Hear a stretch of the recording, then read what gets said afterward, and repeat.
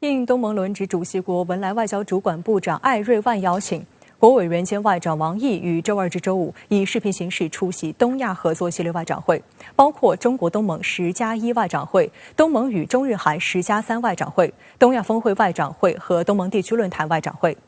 就南海问题，王毅强调，要警惕个别域外国家公然介入本地区领土和海洋争议，挑拨中国与东盟国家之间的关系。南海不能成为大国的博弈场。周二，国委员兼外长王毅在出席中国东盟10+1外长会时表示，中国东盟贸易投资合作可圈可点，我们克服疫情影响，保持货物往来的绿色通道，同多个国家建立便利人员往来快捷通道，维护地区产业链安全稳定畅通。双方自贸协定升级，议定书政策红利持续释放。同时，王毅还在会上强调，中方将东盟作为抗疫合作首要伙伴，迄今已向东盟10国提供了1.9亿多剂新冠疫苗，并援助大批急需的抗疫物资。双方已启动中国东盟公共卫生合作倡议，不断完善中国东盟疫苗知友平台，促进疫苗政策沟通和信息分享。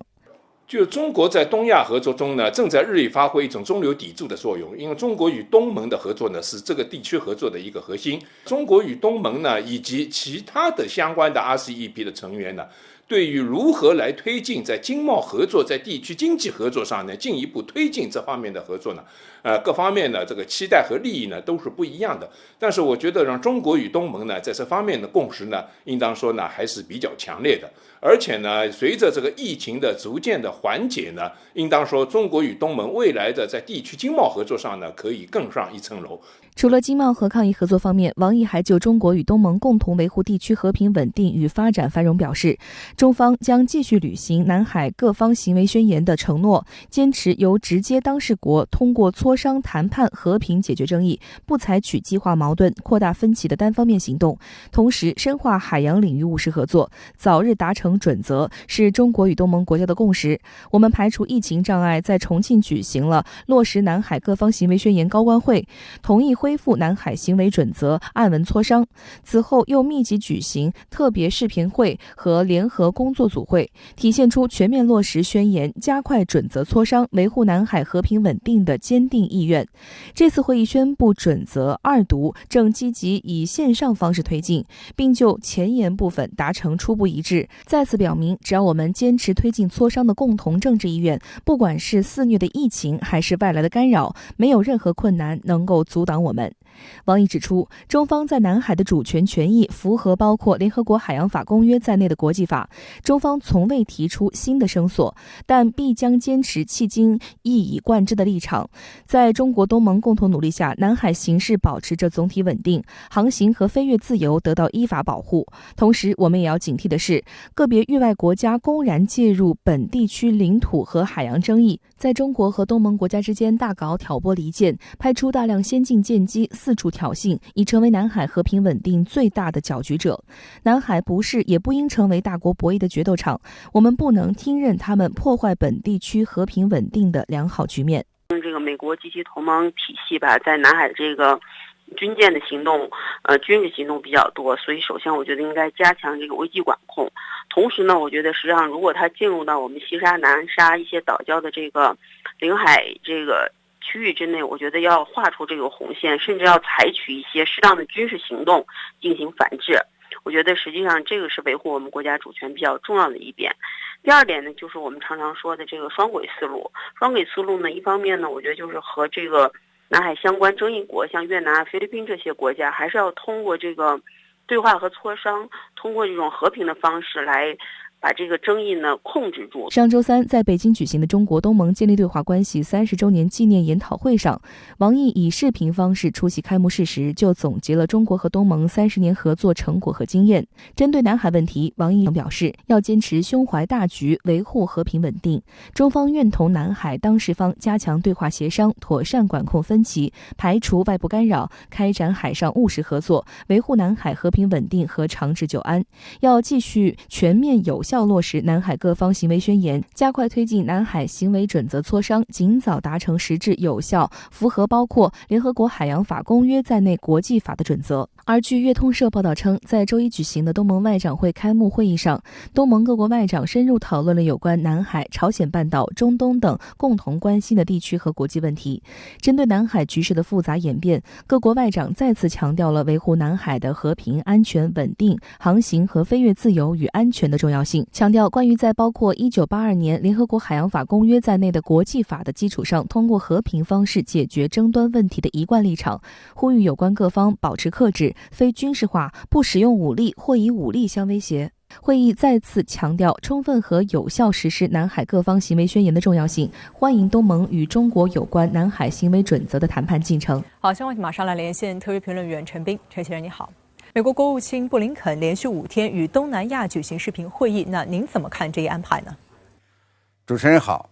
最近呢，大家都明显的感到美国呢在密集的派高官访问中国周边国家，有人呢称作是群访。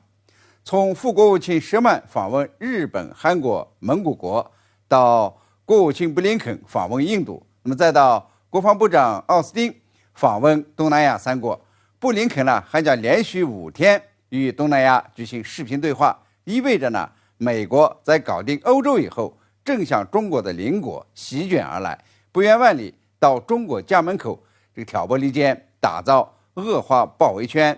撕裂东南亚的团结与合作，把所谓的印太战略从谋划阶段推展到实施阶段，要与中国呢打巷战，进行肉搏。美国防长在菲律宾呢几乎搞定了军事合作关系，那么在越南呢打通了帮助提升其海上安全的关节。布林肯的5场视频会议还将进一步的介入东南亚事务，在疫情防控上拉拢，在经济复苏上占便宜，在地缘政治上打入美国旗子，让东南亚国家呢选边站。一些很具体的事，比如说湄公河开发，美国呢都要掺和。可见呢，美国的群访是有备而来，对中国的安全和地缘战略都会带来不小的影响。那么另外一种观点呢，也认为美国呢是在赶场。这今年上半年呢，中国与东南亚的关系非常的热络。中国外长年初呢访问了缅甸、印尼、文莱、菲律宾以后，这东盟4国外长呢在3月底、4月初的时候是联袂访华。中国和东盟呢还在重庆召开了特别的外长会。几天前呢，王毅还参加了这个中国东盟建立对话关系30周年的研讨会。而美国呢，在上半年对东南亚外交呢几乎是空白，所以呢，用群访的方式来弥补，向世界宣告美国回来了，美国回到东南亚了。这呢就意味着中美呢在东南亚的掰腕将更趋激烈。美国的群访呢，同样也把东南亚的国家推向风雨飘摇的不稳定状态。您说美国群访东南亚是中美掰腕，是巷战肉搏，那这怎么理解呢？从特朗普到拜登，美国政府遏制中国的主要策略就是印太战略，也就是呢要围堵中国，不让中国的影响力超越印太地区。因此呢，东南亚和南亚国家被美国呢视为是遏制中国最关键的地带，也是下一个这个世界的制造业中心了。美国呢要努力的争夺这个供应链，从而呢来减少对中国制造的依赖。但是呢，中国和东南亚的关系呢也在递进。2020年3月，东南亚超越欧盟，成为中国的第1大贸易伙伴。11月呢，中国和东盟10国，这个日本、韩国、澳大利亚、新西兰一共15个国家呢，签署了区域全面经济伙伴关系协定，那形成了世界上最大的这个自贸区。这些呢都被美国政府看作是失去地盘，要加强在东南亚的影响力。于是呢，也便出现了中美在东南亚激烈掰腕的现象。我们说巷战肉搏当然是比喻，是从美国的出招而言的。换句话说呢，就是中国出了什么招，美国也出什么招，以此呢来抗衡中国。你看呢，这个中国呀对东南亚的疫情防控出了大力，向东南亚输送了大量的疫苗。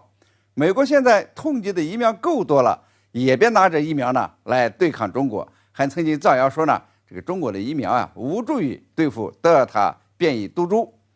你再看中国和东南亚的经贸联系很多。2019年的6月份，中国呢超越美国，成为东盟的第2大贸易伙伴，半年以后呢，又超越欧盟，成为第1大贸易伙伴。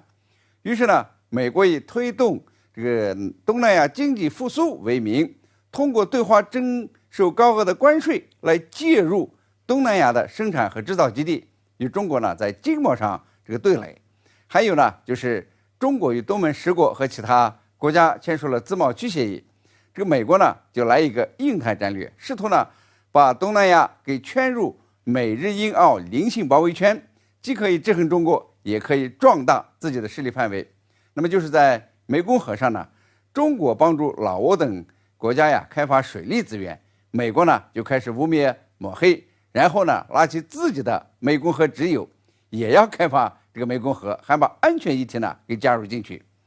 这些都说明中美呢在东南亚事务上进入了巷战肉搏阶段。好，谢谢陈斌先生在线和我们分享您的观点，谢谢。